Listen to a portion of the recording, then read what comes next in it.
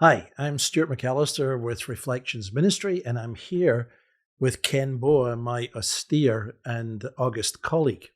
Hi, Ken.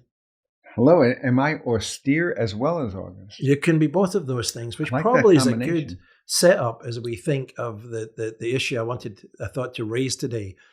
We're coming into Thanksgiving. It's a period of time when oftentimes people are struggling with being with family members that they still love but have struggled with. There may be political issues. There may be all kinds of things. And these times of gathering are often a challenge to us. How do we deal with our deepest differences? Indeed, when you think of Thanksgiving, you think about that in moment of embarrassment that so often happens among families who have not prayed at all. And then suddenly there's a supposition that somebody ought to say a grace. And Mm. it's fascinating to see what that implies and how that produces a kind of a collective unease. What do you think it is that when we come together, this sense of which we desire harmony? So if we're believers, particularly, we love God and we want to obviously love others, and we want times of harmony and peace and celebration times where you want to just come together and have fun, and yet you do want to have some serious conversations. But there's always someone who has some kind of a thorny issue or some kind of, maybe it's a political issue, maybe it's a historical, maybe it's a grievance from the past, but they use that and they set people on edge. And there's nothing quite like siblings to be able to spark each other off. Indeed, they can do that so well. And in these times, there's almost kind of a fundamental fear of now one person going on a hobby horse or something that's going to actually distort the relationship. We're talking, we have a good time, we get together initially. Then the inevitable may occur if there's somebody who is on a hobby horse, who's on a particular, whether left or to right, it's going to be a hobby horse where they feel that it's their mission in life to disabuse others of their foolish ideas. Can you think of instances, particularly yourself, where you've had, either, because it happens in church, it happens anywhere, where we've had conflict where someone takes a particular dogmatic view and you're trying to be empathetic. But I mean, how do you go about handling that? Ken, you've had a long life of history with, Yeah, well, we all have, but with yeah, dealing with difficult people. yes. I think one of the things I try to do, of course, it's each person needs to be approached according to their uniqueness. And so I naturally always want to do that. I also want it to be more dialogical. So I find it's much better rather than to make a pontifical statement on any kind of a matter of this sort, would be to ask them questions. Tell me more about that. I find it to be very helpful. I kind of like I call it a dialogical approach to apologetics and to relationships as well, where I'm asking them questions. I found it's very interesting. I think we all have triggers. And I know, particular in certain kinds of settings, there are some that really fire you off. I mean, I think from my childhood growing up, there was a sense in which, with my father particularly, whenever there was something, I don't know, that was important, that really there was only one right view, and you had to listen, or not, not listen, just receive, Yeah, blindly. yeah, And I think that's one of the characteristics of how not to have that's discussions in correct. a family Yeah. is when you come in and you've got a teaching mode, or I've got my internet sources, or I'm quoting Hmm. these things, and they're always being basically given the one right view on every Yes. single thing. Yes. In fact, you and I were together, and there was a person who was just continually coming up with these conspiratorial theories. And one of the things that I admired about you is that you asked him, "Now, tell me what's your basis for this? Is this just your opinion, or are you just curating those things that appeal to your side and ignoring those things that do not?" And there was something of a point at which you had to say, "You need to give us authority. Is there evidence for this position? Are there reasons?" Without being adversarial, but what are your reasons? And he was not able to give cogent reasons. And maybe that's the part that I think, when we go into any kind of communication, and particularly when we're trying to communicate as believers, because if we fundamentally want to love people and see them made in the image of God, that they have value, they have dignity, they may be wrong. Some of their views may be absolutely appalling, may be philosophically flawed or theologically incorrect, and all of the above at the same time. But the desire to give them respect for dignity for who they are, and be able to engage with them as people, even if we reject the ideas. That's correct. And there is a real art form in this, isn't it? To be able to listen to differences. Yes, there is an art form that's substantively been diminished as a consequence of people supposing that only one side is correct, and the redefinition of tolerance, meaning that unless you agree with my belief and behavior, we can't have a relationship. And yet the failure for them to grasp the asymmetry of that approach, because they themselves are saying that you have to conform to mine. What about mine to yours? And they're almost blinded to that. Yeah, you were bringing me back actually to that an instance, the one we had, but it's many similar like that, where someone, and I think we all have to come into things saying there's things we need to learn. There's things we don't know, but there's something very human in always being either in the critical judge mode where you weigh and parse every statement and then you're jumping down someone's throat, versus actually trying to hear, well, what are they meaning? What's behind this? Even if they're wrong, why are they wrong? They haven't read other information. They haven't been open to other information. And yet my tone and my posture can either act as a bridge or as a barrier to talking to that person. That's great. When love is felt, the message is heard, and so there's an overcoming of barriers of the relational barrier by actually loving and serving and caring for someone. But even so, though, there's a cultural nexus that also needs to be understood in this context. Why is it, I think, happening in some ways more than in the past? Because there is a loss of a collective understanding of basing ideas on evidence and on reason, and that. When that's pulled away, then people are shouting opinions, and so moving. It was like the old trivium, and remember the whole idea that the trivium was not trivial, but that's where we get the term. But it really has to do, what are the essentials? And it was grammar, it was logic, it was rhetoric, and the third one, rhetoric, is something that I think has been lost in our time. Insofar as rhetoric meant that you had to hear another's point of view before reacting to it. Hear what they're actually saying. And it had a certain measure of civility and proper discourse to admit I might be wrong, and having a measure of humility as well. I think that's been lost in our time. I wonder, Ken, so in the cultural dynamics of our time, as we move from a modern to a postmodern age, as we move from a more evidential and more, if you like, rationalistic, even put it that way, type into a much more emotive. And some people have been charting and discussing the idea of a shame and honor culture. And I'm trying to think of that insofar as when you're dialoguing about stuff.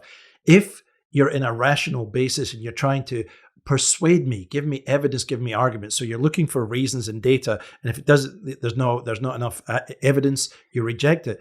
But in a shame and honor kind of a setting in which it's all about winning more by power, by impressive rhetoric, by the force of your personality, by your emotional appeal, that makes family conflicts, or makes any conflict, almost difficult or impossible to really resolve in a way, isn't it? That's right. There's an adversarial dynamic that takes place, especially when in a postmodernity context, that people are less and less trained to think in a way that might listen to another's point of view.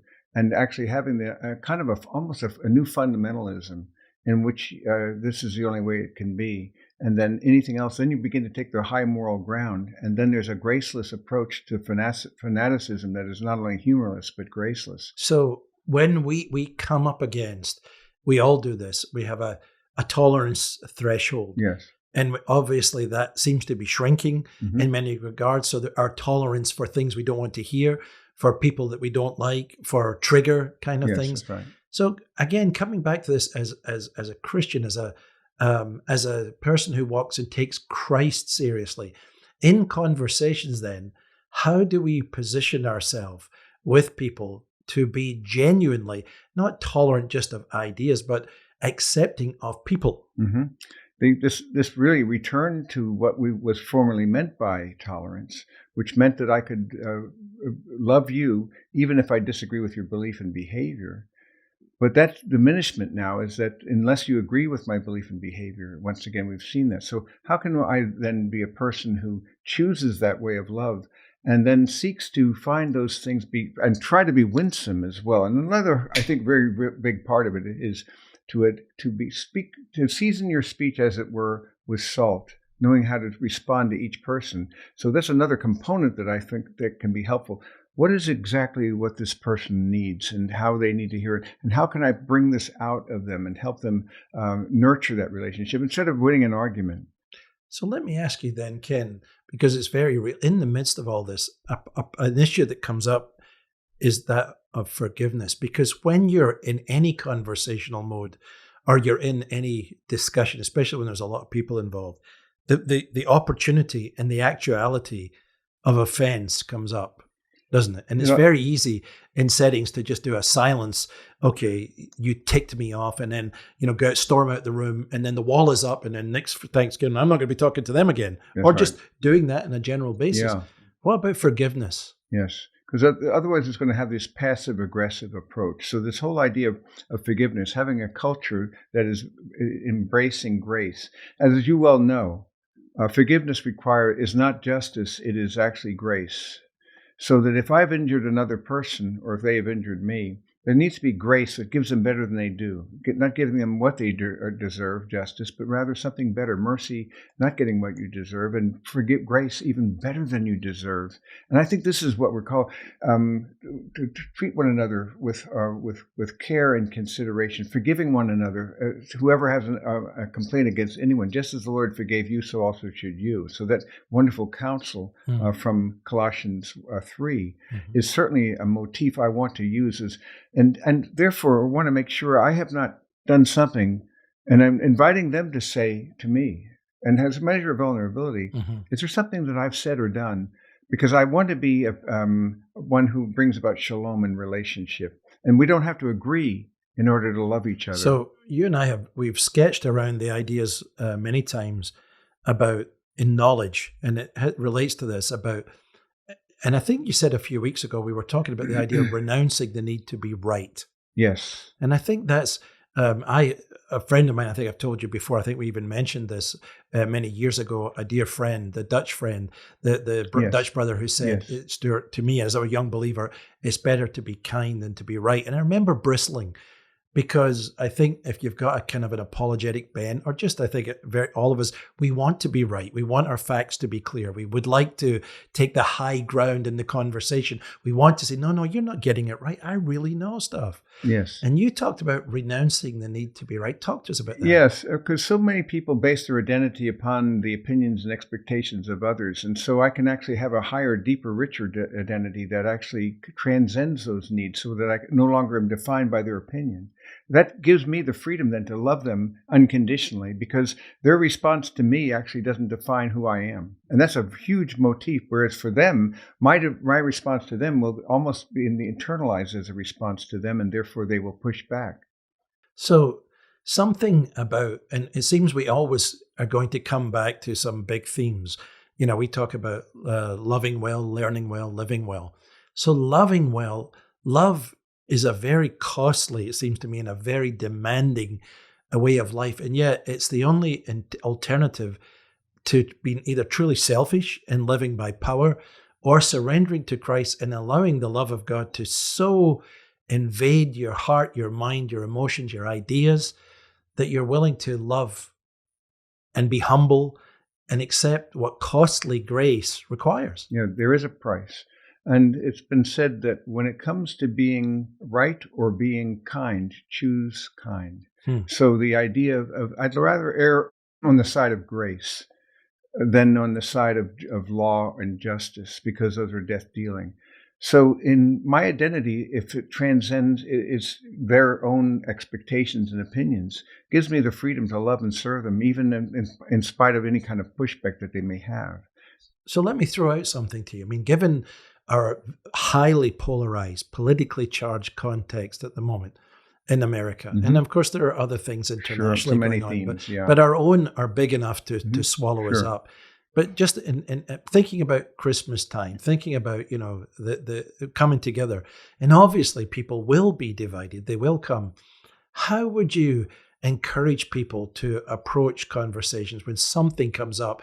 I mean, these aren't tips and techniques, but practically to defuse tensions, to promote love, to be provocatively That's loving, correct. and Yes. Christian. You are a subversive provocateur Yeah. in the sense that you're a cultural subversive. You're also being a person who provokes them in a certain way that evokes instead a motif of acceptance and in such a way that I'm inviting them to move into another level with me.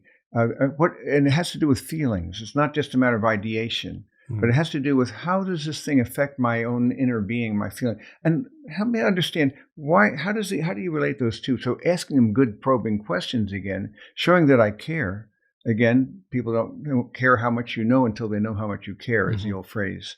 And so that if you care, you're going to ask them probing questions and help me understand how do you feel about it? And so some of those things. See, that's a very key thing there to me, because in the world of like traveling and speaking internationally, I know oftentimes I find myself in settings, particularly in India, and places where sometimes with Hindu groups or others of other faiths, and sometimes very secular groups, even in India. And I remember in particular being with a group of people that initially when it came in, it seemed very, very charged. And I was billed as being a Christian. So they knew who I was. And the topic I was given, I had to give a Christian presentation, which I did. Mm-hmm. And the Q&A initially got a little bit testy until we got going. And one of the things I always tried to do genuinely was I wanted to hear their perspective. I wanted them to say, tell me how you see the world, Yes. what you hear. And then if I would put my position, I would say, look, from the Christian tradition or perspective, or from the Christian scriptures, here's what I understand. I'm not saying this is the only way to see it. Sure. If you're asking me, do I believe right. it's the truth? Yes. Yes, I do. Yes, you do. And I'll give you reasons why. However, I want to hear why you think this is nonsense. That's correct. So it was friendly. Yeah, it's friendly. Now, what you're doing is showing an interest in them. Mm-hmm. And people's favorite topic, I'm sorry to say, is themselves. And so, okay, I've talked enough about me. Now you talk about me. That sort of mindset here. But what you're doing actually is wisely. Because are we innocent as a dove but shrewd as a serpent? And I think you can combine the two. And that shrewdness means to really know that people won't love to be asked about their feelings and about their lives and so forth. So I'm going to ask you, tell me, you're very passionate about this. Tell me why that might be. Now you're getting behind the narrative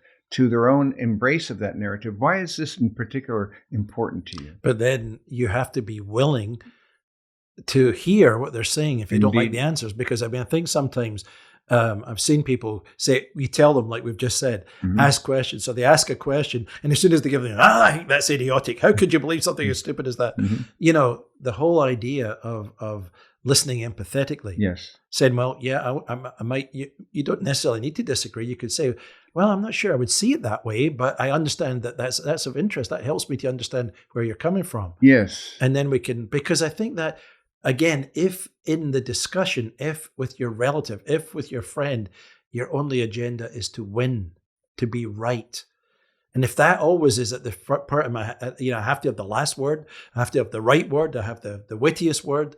And it's very, very hard to be self-disciplined in that, isn't it? It is. It's moving from an adversarial to more of an ironic pose by asking them questions about their own feeling, their own life, and why. It's not just about the matter itself, but tell me what your passion, what really speaks to you. What are the things you love? And so by inviting them to see questions like that, and without having to disagree, I'm at least probing and them showing an interest in their interior life as well as just the exterior things that they've been shooting up. And it may work, it may be not, but trying to be winsome and other-centered. I often wondered, and maybe this is a good place. I know you'd studied when you looked at some of the psychological stuff over the years, but I wonder about group dynamics, Ken, when you come together. All of us, we love being in crowds, right? We love being with friends. And when you get into friends, you get a social dynamic, something hammered. There's a chemistry. And especially if it's lively and there's people who get fun. That's right. But again, the danger there as an individual for me is to showboat. It's like, okay, I've got to get the spotlight. I've got to get in here. Something takes over. It's like, me. Yeah. Here I am. I'm stealing the show. Yeah. So again, bringing this back to learning well, living well. I guess it's the grace of humility. Lord, can I be there with people, have fun, not be perhaps too self-aware, Yes. but to be enough self-aware that there's a break in my consciousness, in Yes. my willingness to speak too much, too quickly, too readily. Yeah. I don't know. Well, I think that you can amplify that intention by a consequent prayer at the same time, where you're asking the Spirit to guide your words and your thoughts, and that you can do that, because there's a divine human dynamic that you want to have the fragrance of Christ to be a living epistle, to be drawing people to truth and making it something that could be compelling, a beautiful story, a narrative. And telling stories is another wonderful thing to do. And so tell me about your story, and then inviting them into something that, if someone hasn't asked me, actually, we have to pay people to listen to us normally. Because people do not listen. Yeah. And so we have to have people who are called counselors or psychologists or psychiatrists who we pay to hear. What about the gift of presence? And they see that, and you're not jumping on them, but you're actually drawing something out. You're pursuing them. Help me understand this then. So is it fair to say that in many human dynamics, wherever people come together, even if you come together as people, in family, you walk in with a kind of a supercharged atmosphere. In other words, some families brought in immediately, it's all happy and light and in love, and that's wonderful. But sometimes the conflict comes into the room, in every room, in some shape or form. And so not to be ready with the aha moment, like this is what I thought would happen. And so it sets off my righteousness alarms or whatever, and then I want to get revenge, but rather going in there with this idea, like the idea of sowing seeds of grace, of looking for, talking to people, inviting questions, being the peacemaker, being the person who can listen and love and turn people towards Christ. And even in these Christian settings, I think so many times we turn to the one political or right view rather than saying, what does the gospel look like in this setting? Yes. Why are we called to be here? Again, asking those fundamental questions we often go back to, aren't they? Yep. The question of identity, who am I? The question of meaning, why am I here? And the question of hope, what's my purpose? And moving, what's my telos, my direction? So it'd be compelling to draw people back to the basic desires. We've all got a longing for meaning and purpose and hope. But it's not just some kind of a rationalization. It's actually you're reifying it. You're bringing it into reality by being a presence of Christ. You're kind of a living epistle. But more than that, you're also the Word made flesh. And now I want to draw attention to the thing that we've been doing now for several weeks. But you use it a lot, and other friends are picking it up. But when you talk, and this is a setting, coming into a family setting, coming into it, and you're asking the question, "What do you seek?" So just be prepared, myself. I'm going, what do I seek when I'm with my family? What do I want in this time? In this moment, in this place? Who do you say that I am? So the idea that the Lord is my shepherd, God is the Savior, He's the King, and He's with me. And do you love me more than these? Yes. I think that even those little prayers as guidance and even if I have to pull aside from the table and do something like that, I could see that as being very meaningful to focus the attention. That's right. And so being other-centered, we have the capacity because there was one who wooed us and pursued us. And apart from our merit or desert, He gave us better than we deserve. So I'm called to be grace-filled and to be gracious. Seasoning, as I said before, this metaphor that Paul uses, my words with salt, so that it can meet the needs of each. So as I'm praying and talking with a person and praying for them at the same time, it's a thing that we have to train ourselves to do more, to pray for people while we're talking, because I think then the Spirit of God can guide us, and even in our responses to that, and having that sensitivity. I wonder if part of the process of learning this over time is looking at some of the examples in the Gospels, and how Jesus dealt with conflictual people or in public settings, when oftentimes the people came up and asked questions not to get answers, but to embarrass or to trap politically or socially. Yeah. And it seems that a lot of conversation is wired that way. And that's probably a pushback to all of us. Because if I go into a conversation and I'm antagonizing, or I go in deliberately so I'm asking a question, oh, I'm just curious about this, but really what you're doing is you're provoking someone. That's correct. There's a meta message behind the question. It could be, number one, to show how much you know, or number two, a question to refute the other person and show how little they know, or third, to get the answer. And so often the third one is not not being used very much. If I wanted the answer, I would have given it to you, right? Yeah. So again, it becomes a kind of a adversarial conflict and a zero-sum game. And what we're trying to do is say the gospel provides the only basis for a game where all win, and there's not a diminishment. So Ken, the Scot in me rises up a little bit here, just to say though, do people then hear this? Is this sound like we're being milquetoast? Does this sound like, oh, I don't know, you guys, all this feely touchy stuff about loving and all that? Is this really what Christian communication involves? It seems to me that Ephesians 4:15 nails it, speaking the truth in love. So it's not being weak about the truth when necessary, but weak about the love. As you know, many church expressions, ecclesial expressions, are more truth-based than love-based, and many that are love-based have very weak, sloppy understanding of truth. What about having a both and? Right. Yeah. Speaking the truth in love. So we don't need to set up false dichotomies. Like, precisely. It is a false dichotomy. Yeah, and make yourself be ruled by just having good feelings and everybody being happy and never talking about things. Yeah. Because there will be things, and there are times when it's right to speak up. That's correct. I think even sometimes part of the communication in conflictual times is to say, look, I know you feel passionately about that, and I know you feel strident about that, but I would just ask you to respect that other people have views too. Could you not basically just dial it down for the sake of your relative, your friend, or because now Grace? you're adding another dimension, and not just the you and I, but it's the collective as a well. What's best for this for the family or for whatever group we're involved? But going back to the thing you mentioned earlier, I have a similar temptation to go into a teaching modality when I'm with a collective group, and I have to train myself to stop doing that. Instead, to seek to pull out things out of people. So I'd like to think of it as asking questions, showing interest, and so forth, to let them give birth to what really they're thinking. As a cognitive obstetrician, I give birth to ideas. Cognitive obstetrician, and then they have to. So you pull that baby out of them, and it's theirs. And they have to say that's mine. They have to own it. But there is that deep level of selfishness in us all.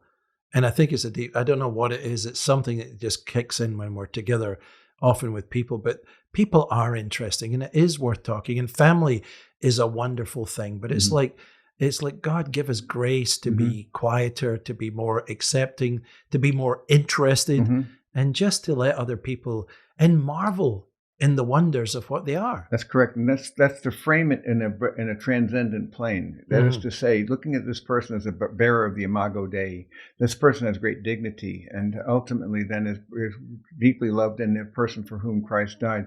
Therefore, as Paul says to the Corinthians, therefore from now on I look at no one according to the flesh, although we looked at Jesus thus no longer. Now we do not. So how do I see them?